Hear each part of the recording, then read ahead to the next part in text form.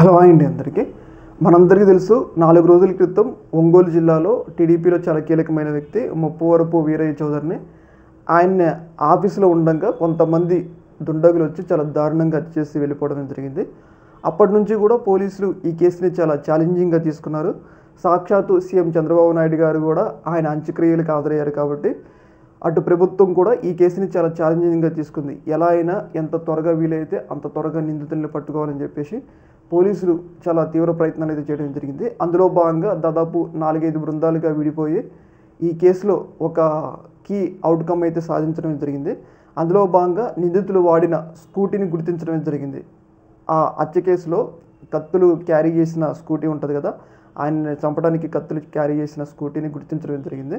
అందులో భాగంగా ఆ స్కూటీ ఎవరిది, ఆయన్ని చంపాల్సిన అవసరం ఎవరికి ఉంది అనే విధంగా పోలీసులు ఇన్వెస్టిగేషన్ చేసిన సందర్భంగా వాళ్ళకి కొన్ని విషయాలు అయితే బయటపడటం జరిగింది. కొన్ని విషయాలు అయితే వాళ్ళు తెలుసుకున్నారు. ముఖ్యంగా ఏంటి అంటే ఈ ముప్పవరపు వీరయ్య చౌదరిని చంపడానికి కారణం ఏంటి అంటే సంతలోతోపాటు నియోజకవర్గంలో ముప్పవరపు వీరయ్య చౌదరి ఒక బలమైన నేతగా ఎదుగుతున్నారు. పార్టీ వచ్చిన తర్వాత ఆయన బలమైన వ్యక్తిగా మారుతున్నారు. అయితే దీనిని ఓర్చుకోలేని ప్రత్యర్థికి సంబంధించిన టీడీపీలోనే ప్రత్యర్థి వర్గం, ఈయన ప్రత్యర్థి వర్గం అంటే ఒకే పార్టీలో వర్గాలు ఉంటాయి కదా, ఈయన ప్రత్యర్థి వర్గం దేవేంద్రనాథ్ చౌదరి ఈయన్ని చంపించాడు అని చెప్పేసి మనకైతే వార్తలు అయితే వస్తూ ఉన్నాయి.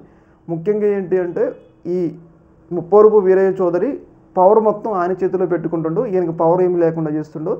అలాగే రేపు 2029 ఎన్నికల్లో కూడా ఏమైనా ఎమ్మెల్యే టికెట్ లాంటివి ఇవ్వాల్సి వచ్చినప్పుడు ముప్పవరపు వీరయ్య చౌదరి ముందుగా ఉంటాడు కాబట్టి తనకి అన్యాయం జరుగుతుంది అంటే ముప్పవరపు వీరయ్య చౌదరి వల్ల నాకు అన్యాయం జరుగుతుందని భావించి దేవేంద్రనాథ్ చౌదరి ఆయన్ని చంపించినట్లయితే పోలీసులు అయితే ప్రాథమిక నిర్ధారణకి అయితే రావడం జరిగింది.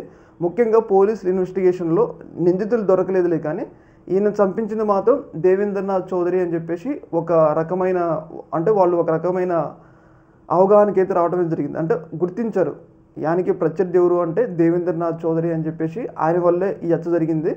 ఒంగోలుకి చెందిన సుపారి గ్యాంగుల చేత ఈ యొక్క హత్య చేయించారని చెప్పేసి పోలీసులు అయితే ఒక నిర్ధారణకి అయితే రావడం జరిగింది.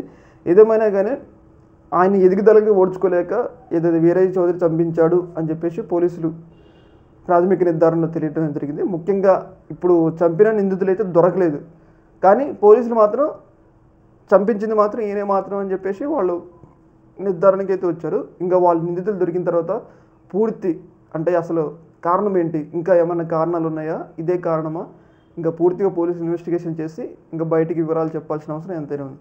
ఈ యొక్క అంశంలో మీ యొక్క అభిప్రాయాన్ని కింద కామెంట్లో తెలియజేయండి. ఓకే మరి, థ్యాంక్ యూ.